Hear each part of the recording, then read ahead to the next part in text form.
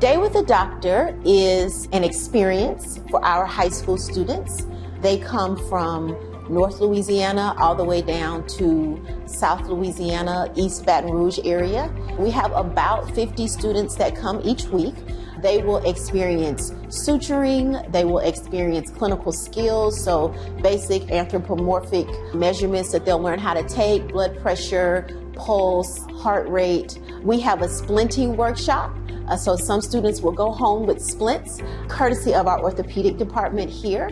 We have simulations. We do Harvey heart sounds, as well as some of our basic skills, IVs, lumbar punctures.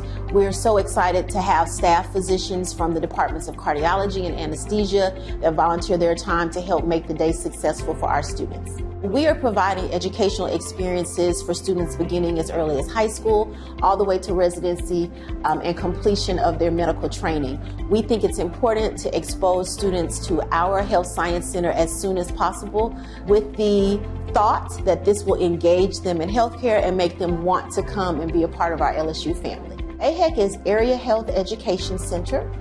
The mission of AHEC is to provide a healthcare workforce primarily for rural and underserved areas.